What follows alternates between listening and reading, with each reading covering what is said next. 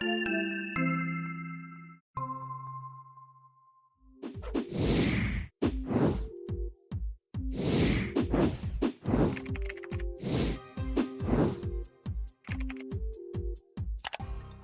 back. We are going to have another week podcast that is not related to COVID. How about that? It took all I could do. It is weird because you read, no matter what site you go into, the first 10 or 12 things you read is about COVID. Yeah. It doesn't matter where you go. Yeah. The only thing COVID related that's going to be involved today is that we're still not sitting in the same room, but otherwise, right. Nor can we get vaccines. Correct. I don't know where they are, but either at Walmart is what I heard. I heard that on. I keep hearing they're at Walmart, Publix, here and there. I've signed up, and I hear nothing from anybody. And I'm in every high risk category there is, and I haven't heard a word yet. So, I don't know. I'm not going to say that it's a message that they're trying to send you. That's what it feels like. It's exactly what it feels like. I feel like I'm in Texas where the lieutenant governor said, the older people ought to sacrifice themselves. That was his solution. That was very early on in the pandemic. Oh my gosh. So, yeah. but we are not going to talk about. Not going to talk about COVID today. Today, we're actually going to revisit a topic that we talked about. Goodness, was pre-COVID that we talked about it. So it was back in 2019. We talked about the ketogenic diet, and but more specifically, we talked about the ketogenic diet as it relates to using it as a treatment for some conditions, some medical conditions, and even psychiatric conditions. We know that the ketogenic diet is used for epilepsy or epileptic conditions that are not really responsive to medications for reasons that have been known for a very long time. A ketogenic or very low carb diet does very well at managing seizures that are typically not responsive to medications. Yeah, 50 or 60 years ago, 50 years ago, certainly 40 years ago, we didn't have this cornucopia of anti-epileptic medications. Those have come out in the last 20 years. Prior to that, you had a couple of medications. Most of them had pretty serious side effects. And so clinicians were looking for other approaches, and they discovered that the ketogenic diet does have anti-epileptic properties. Right. And that was a wonderful find, because then they learned that people with intractable epilepsy who didn't respond to medication sometimes would respond to a ketogenic diet. Right. But I have to say, it's always nice to see your own thinking appear later, because remember that day you and I discussed this, right?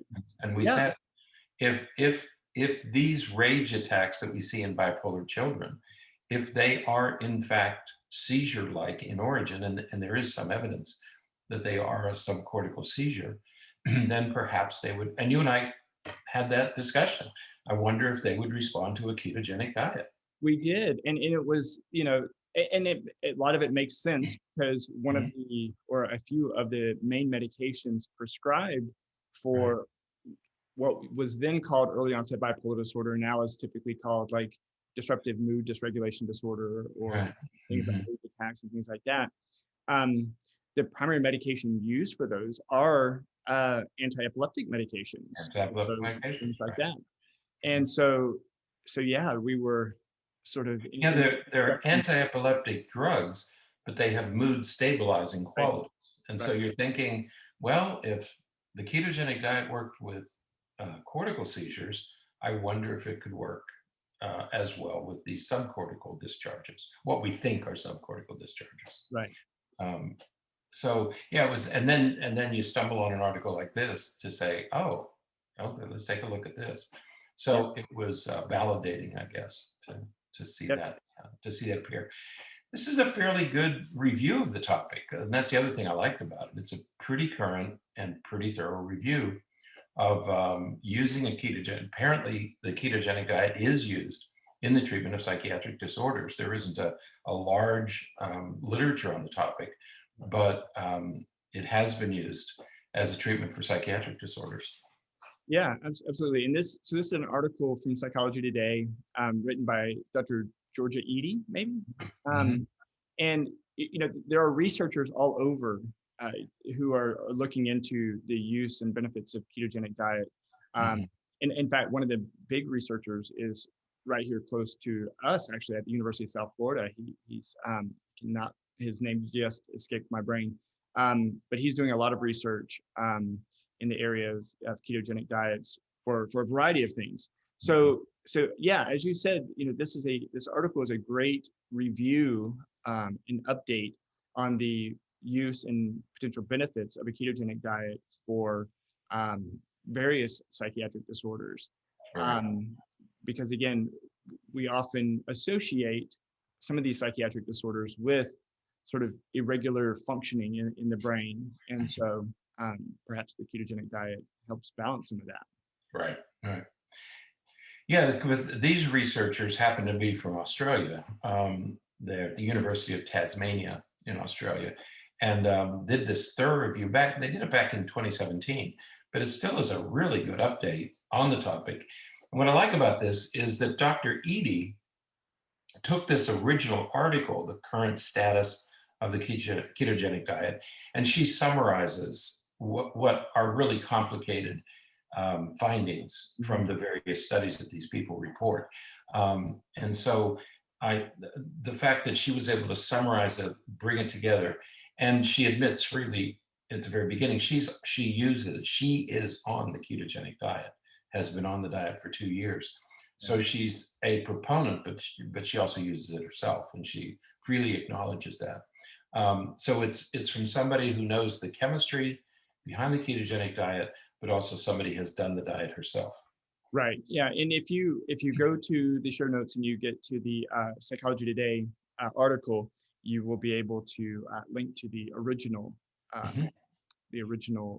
study there. And if you're interested in the original study, you posted that too, right? Yeah. Okay. Now, so the ketogenic diet, just for those of you who may not be completely aware, you've heard the terms and you're not sure, but maybe not sure exactly what we're talking about. The ketogenic diet has been around for a long time. And it's been used for, like we said, for epilepsy, but it's been used for a variety of things. But what a ketogenic diet really focuses on is a diet that's very low in carbohydrates. Now, carbohydrates are found in everything, of course, not just sugar. I mean, vegetables and fruits have carbohydrates in them. And so yes, this diet is low when it comes to some of those foods as well. The difference, though, is that when you're eating whole fruits and vegetables, because of the fiber content, the way that it turns into sugar in your body is a little bit different than if you're eating, sugar candy or something like that. And so the effects on your glycemic index or the effects that it has on your blood sugar is a little bit different, or maybe even a lot different than if you're eating sugar or high fructose corn syrup or something like that. So I didn't realize that when the ketogenic diet restricts you to 20 grams of carbohydrates a day. Right. I didn't realize it was that low. Right. That's almost nothing. I mean, I was on a low carbohydrate diet one time, and I think they wanted me to be under maybe 60 or 40 or something like that, and even that was difficult. Yeah. 20 is really, really hard. Yeah, that's a very restrictive diet. It is really restrictive, but once you grow accustomed to it, then it becomes sort of instinctive and easier. Right. So it's really very low in carbohydrates, as you said, usually 20 grams or less. High in fat, and we're not talking about like necessarily even meat fat. You can be on a ketogenic diet and be a vegetarian. We're talking here about fats like related to, it could be olive oil or coconut oil, lots of nuts and like peanuts and cashews and things like that. You got to be careful. Some of them are a little bit higher in carbohydrates, but they're high in fat as well. But the big thing that people aren't really aware of is you have to be really careful about protein. That's the other thing, right? Yeah, because what happened, we have diets like the Atkins diet, which is very low in carbohydrates, but it's, if you're not careful, it can be too high in protein. And Right. what happens is your body does this really clever thing where it's called gluconeogenesis. And what it does is it will take protein and turn protein into carbohydrates. And so you have to be really careful that you're not eating too much protein. Right. So the goal. I never understood that when the ketogenic diet first came out. I didn't understand the role of protein. Now I understand that actually raises insulin and blood sugar, and Right. so it acts like a carbohydrate. Right. Yeah. Mm-hmm. So you have to, you can't be too high in protein either. Mm-hmm. Higher in protein than carbohydrates, but certainly the focus is going to be more in the area of fat. And I've done the ketogenic diet before, and it's fascinating because your body burns that healthy fat much slower and over a longer period of time than it does sugar. Sugar is like in and out pretty quick. You hit that sugar high and then you crash 45 minutes later. When you're consuming mostly healthy fats, it's much more sustained, and so you actually find yourself eating less and needing to eat less, but you still have good attention and focus and all of those, because you don't have the highs and lows in your blood sugar. It stays pretty constant. Yeah, I wonder. People talk about the paleo diet, and I wonder if the paleo diet was probably low in carbohydrates, wasn't it? Yeah. Okay. Yeah. Yeah, that would make sense. Yeah. So the whole goal is to get into what's called ketosis. Right. And that's where your body is primarily burning ketones. And there are lots of different ideas about how some of this stuff works. Because your brain and body is fueled off of sugar. But once you go into ketosis, your body seems to function off of those ketones. And it seems to do so much more effectively and efficiently than it does when it's functioning off of the glucose. And so it's a really fascinating process. And and so it's been looked at as it relates to Alzheimer's and lots of other mental health and medical conditions that are basically glucose based. Alzheimer's is sometimes considered diabetes type 3 because so many people, there's such a strong connection between diabetes and Alzheimer's. Alzheimer's or Parkinson's? Alzheimer's. And in fact, there's some research where they're looking at ketogenic as a preventative for people who are showing some really early onset signs of Alzheimer's. So that's fascinating research. Yeah, I have to go on. Yeah. So yeah, it's there's your ketogenic diet in a nutshell. Right. But we really don't know how it. I mean, yeah. I remember I was at a university, and it was run. The CEO of the university was a fellow who taught nutrition in medical schools. And he would always say, we don't understand how digestion works. We really don't understand the process. It's a very complicated process. And so we really don't understand exactly how the ketogenic diet works, because we don't understand the whole digestive process. It's a very complicated process, and nobody has fully articulated the pathophysiology. But what ketones, the liver makes ketones, right? I mean, they're made in the liver, and then they get into your bloodstream, and they go after and use the fat instead of the carbohydrates. Right? That's the idea, is you want to burn the fat. So you add fat to your diet, but you also have stored fat in your body. Why do they add fat? Does that just accelerate the process? Like fat supplements, MCT or coconut oil or whatever? Yeah, I believe that's the idea. Is that it helps facilitate that process, because again, as I mentioned earlier, you tend to eat less. You tend to need less food because your calories are higher in that when it comes to the fat content. And so, yeah, your body just focuses on burning the fat, and it's not, working to convert or do anything with the sugar. So it's primarily focuses on the fat cells. So you deny your body sugar and you provide lots of fat, either from your body or added supplements. Okay. All right. Yeah. Now, the next question is, how does it stabilize the brain? Why would a ketogenic diet stabilize the brain? Again, that's something that we really aren't completely sure about. No. It does seem to adjust and alter neurotransmitters. It may have some effect on sort of the way in which the cells communicate through like electrolytes and things like that.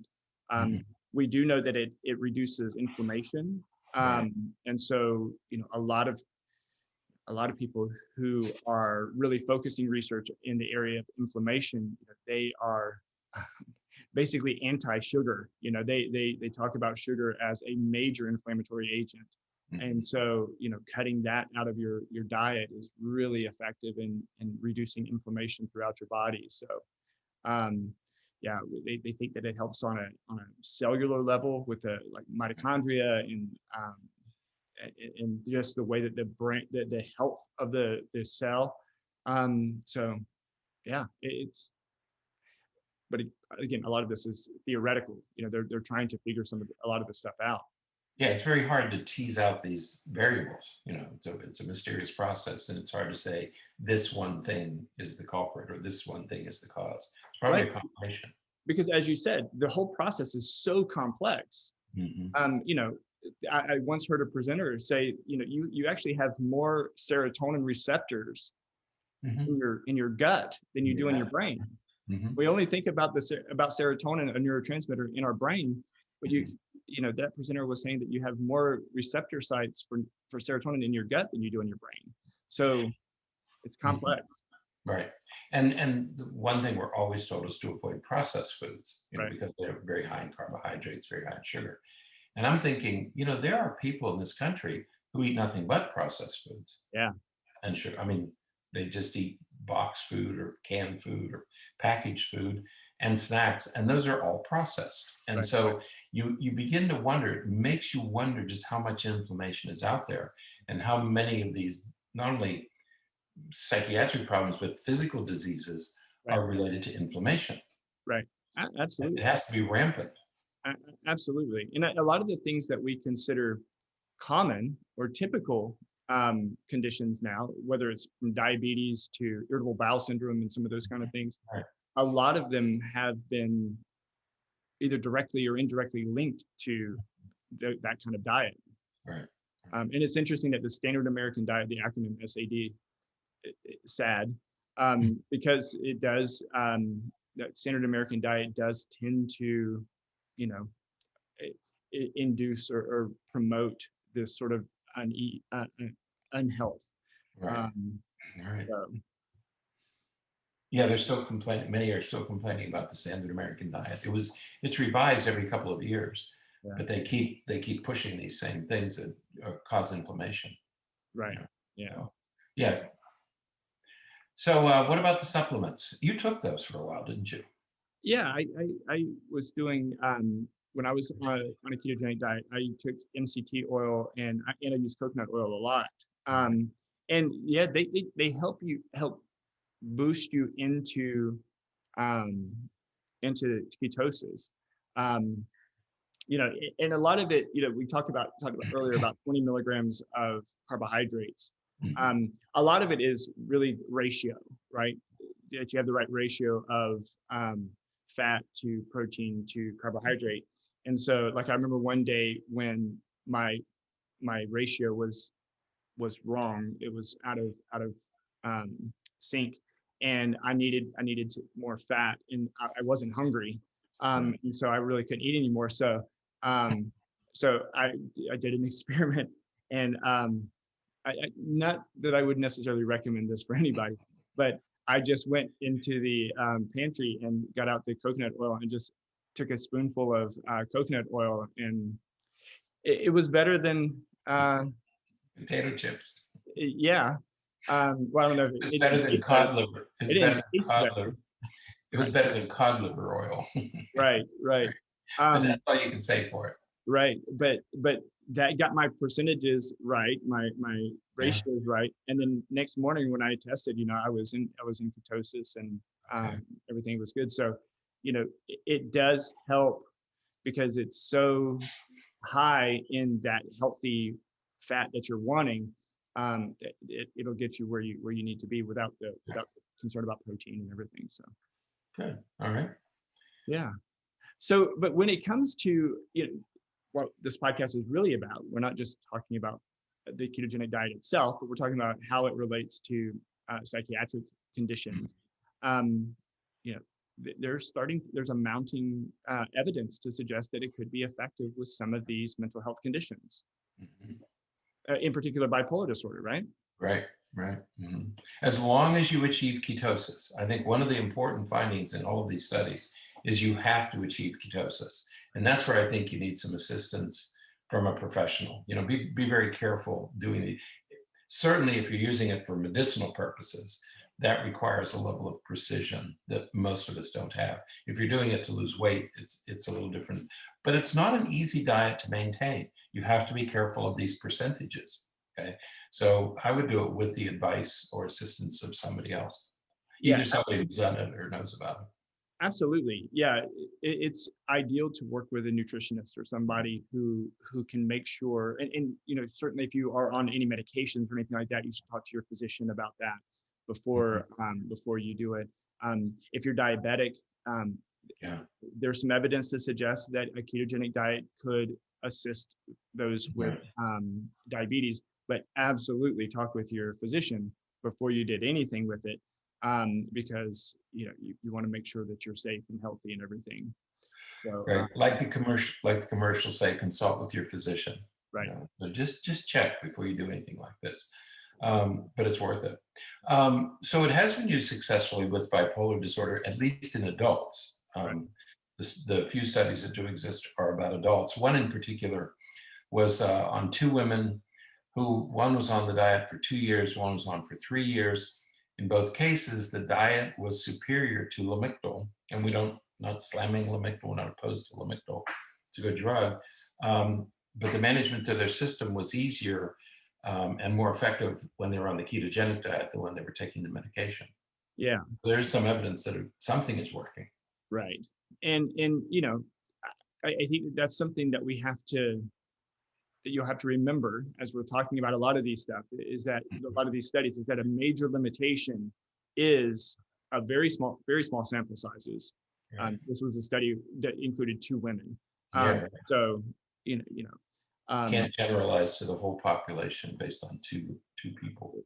Absolutely. So more research is needed, and we need to, replicate some of this data to make sure that there wasn't something just special about those 2 women that made it effective with them. There could be other things involved. So, But so bipolar disorder, but another one is schizophrenia. And that one surprised me. Which is fascinating because the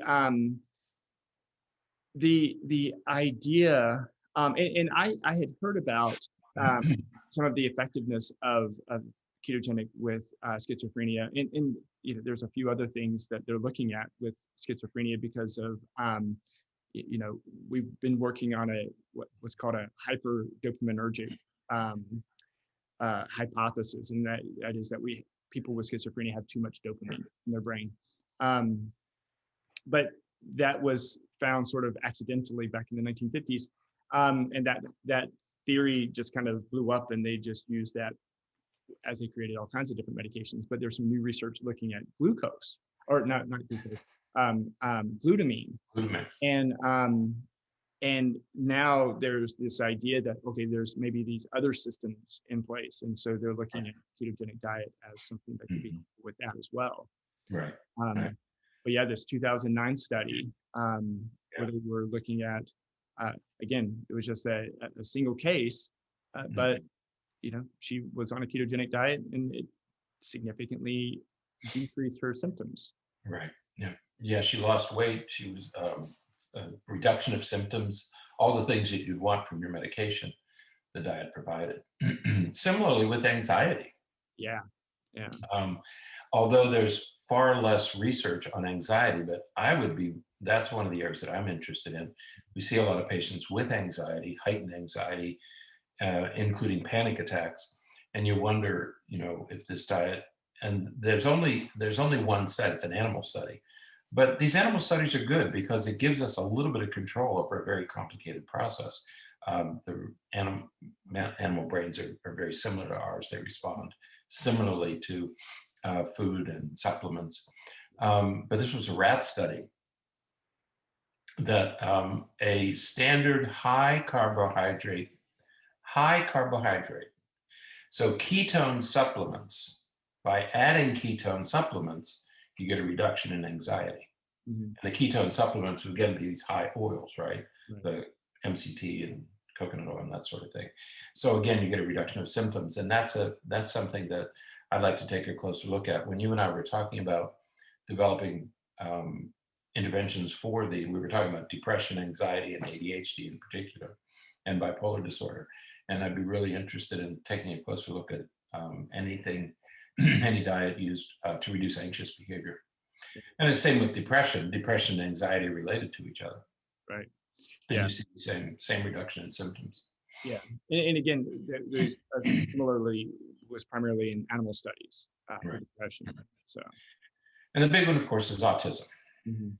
That whole the whole field of autism and the gut biome, having a healthy gut biome, and there are some places that are doing systematic research with various diets and how they might affect youngsters and adults with autism spectrum disorder. Again, lots of animal research. And the animal research is pretty clear. You can make an animal. You can create a laboratory animal with autism, by making some changes in the brain. So you get a laboratory animal. You can't do this with humans.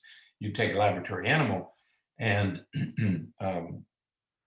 create an animal with autism, and then you can run these various experiments and see how the animal responds, and then that gives you some indication of how humans might respond.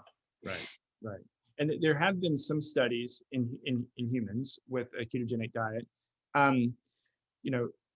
These are really difficult because we already know that many children with autism are very picky eaters. Right. And so, you have picky eaters, and then you're trying to restrict their diet to a ketogenic diet. That's really difficult, and so it's hard to do some good sound studies with that because the children do not necessarily cooperate very well with that, so they're difficult.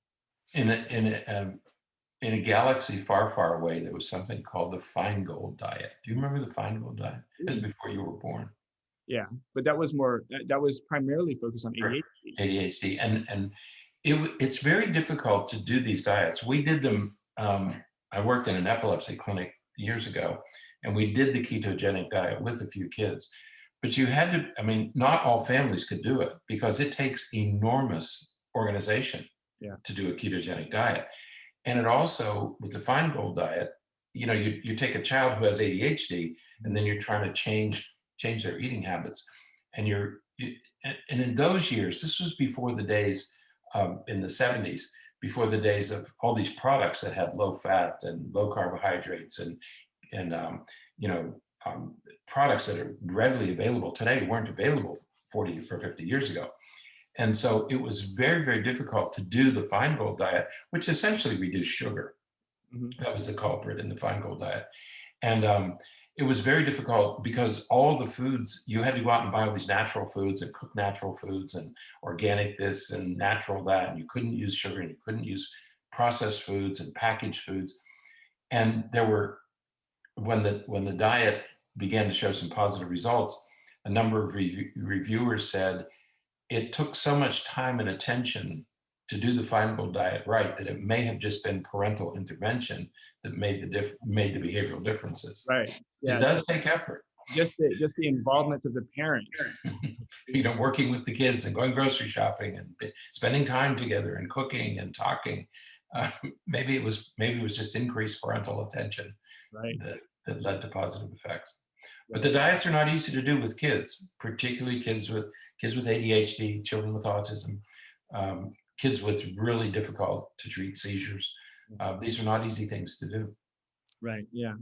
There's some research that's looking at ADHD as it relates to this, and as you said, Feingold, and there's a few others, like several elimination diets work to decrease sugar content and things like that in kids' diets, especially kids with ADHD and some of those behavioral issues.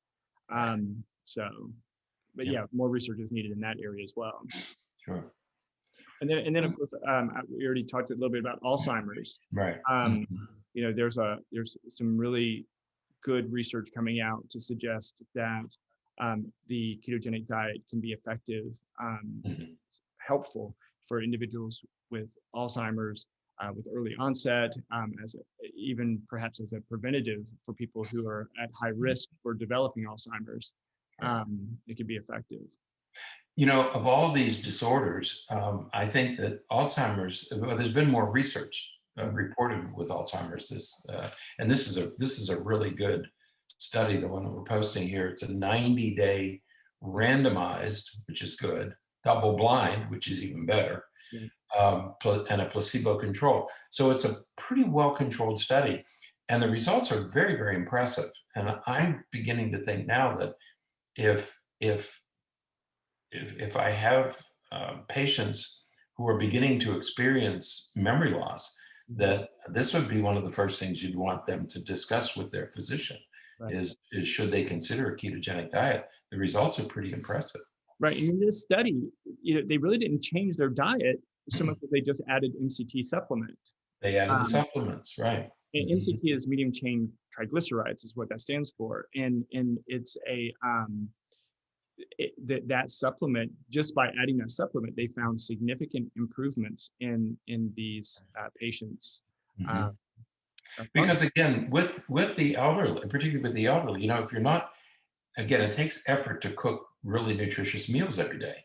And if you're starting to rely on restaurant food or processed food for the convenience, you're headed in the wrong direction.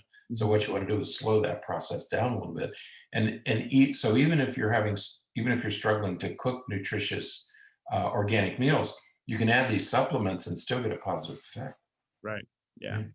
And so, whether it's Alzheimer's or other forms of cognitive impairment, for people who, there are actually lots of reasons why a person could lose some memory functioning and cognitive functioning as we age. In the new DSM, Diagnostic and Statistical Manual, they refer to it as different things. They used to refer to it as dementia. Now it's cognitive impairment, either mild cognitive or severe cognitive impairment. And but again, there's been some studies to demonstrate that that a ketogenic diet could help with those as well. Right. Yeah, you almost have nothing to lose. I mean, again, we're not. You have to be careful. Right. It needs to be supervised, especially if you're using the diet for medicinal purposes. Okay, you need to have the advice of professionals to make sure you're getting it right. It's easy to make mistakes. Yeah. You have to have right proportion. You can't do too much, because you can do everything right, but if you're eating too much protein, it's not going to work. Right. Okay, so get the advice of somebody who can measure these things pretty precisely. Absolutely. Yeah. And again, a lot more research is needed. Like I said earlier, most of these studies, the sample sizes are relatively small. There's a lot of work that is needed to make sure that it's verified that research participants are in ketosis and what they're eating. As soon as you send a research participant home, you have no idea what they're eating. Exactly. So it's really difficult to do that kind of research. But so more research is needed. to help accommodate for some of those limitations that are inherent in this research. Right, right. Yeah. But the good news is, I mean, the consistent message is, it's no matter what else, it's probably good to start eliminating those foods that are high in sugar, high in refined carbohydrates. I think that message is very clear. Regardless of what else you do, that's probably going to have a positive effect. If you want to move in the direction of using food as medicine, then you might need a little bit of professional help to get it right. Absolutely. So yeah, definitely talk to a physician, a nutritionist, or someone about it before you do it. If you're trying to do it for some of these medicinal reasons, but it's promising. We know that our diet can cause again, it can make us. We know that our diet can make us sick, so it would make sense that our diet could also make us well. So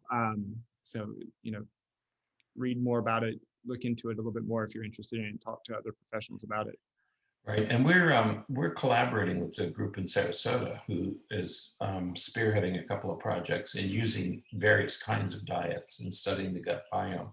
So we should be able to report more on that as that relationship continues. Absolutely. So so hopefully we're gonna be doing a little bit of work in this area. But again, there's a physician there, and he'll be monitoring everything very carefully. Absolutely. So, okay. Right.